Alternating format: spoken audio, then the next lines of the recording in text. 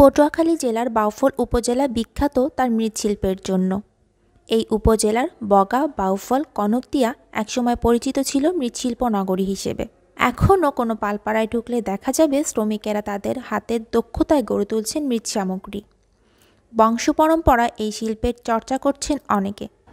একটা সময় চাহিদা ছিল, তো এখন ওই বিভিন্ন প্লাস্টিক, অ্যালুমিনিয়াম, বিভিন্ন মেলামাইন এই ধরনের প্রোডাক্ট আসাতে আমাদের এগুলি এখন বিলুপ্তির পথে।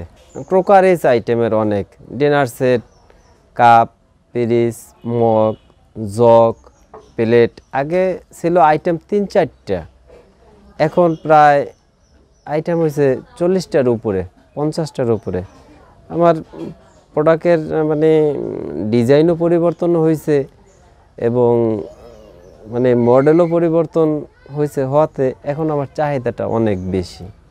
সর্বাঙ্গে চেষ্টা একটাই এবং লক্ষ্য একটাই, আমি না, আমার সাথে আরও যদি 10 জন, 20 জন, 50 জনও যদি আমার সাথে থাইকে আমাকে সাহস দেয়, তাতে এটাকে আরও কত সুন্দর করা দরকার, কি করলে আরও সুন্দর হবে, মার্কেটিং, ডিজাইন, আমার চেষ্টা অব্যাহত থাকবে। আগে হাতে ঘুরে কাজ করে দিতে হতো, এখন এই মোটর সিস্টেম হয়েছে, এখন আর কি ঘুরানো লোক লাগে না আর কি, এখন আমরা মোটরের সাহায্যে মেশিনে কাজ করি। অন্য জগতে চলি না, বাপদাদা করিয়ে গেছে, ওই পেশাটাই আমরা আবার তৈরি করিয়ে ধরিয়ে রাখছি। আমি আড়ঙে বিভিন্ন ধরনের মাল তৈরি করি, অন্তপক্ষে 60 থেকে 70টা আইটেম। এবার আবার লোকাল আছে আমাদের অনেক কাজ, মানে যেটা স্যাম্পল আসে ওটাই আমরা তৈরি করি। এই শিল্প বাংলাদেশের জন্য সম্ভাবনাময়, এমনটাই আশা করছেন বাউফল উপজেলার দায়িত্বপ্রাপ্ত নির্বাহী অফিসার আলামিন। বাউফল উপজেলায় এই মদনপুর মৃৎশিল্প সমবায় সমিতি, এটা আমাদের জন্য অত্যন্ত সম্ভাবনাময় একটি শিল্প।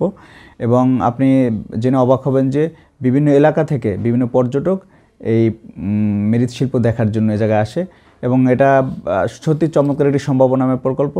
এবং আমি প্রত্যাশা করি যে এই প্রকল্পের মাধ্যমে তারা উপকৃত হচ্ছে এবং আমরা বাউফলবাসীও এই প্রকল্পের মাধ্যমে আলোকিত হচ্ছি এবং উপজেলা প্রশাসনের সবসময় সহযোগিতা তাদের প্রতি আছে এবং সবসময় সহযোগিতা থাকবে। ভবিষ্যতে দেশ ও বিদেশে বাণিজ্যিকভাবে এই শিল্প গুরুত্বপূর্ণ ভূমিকা পালন করবে, তুলে ধরবে বাংলাদেশকে।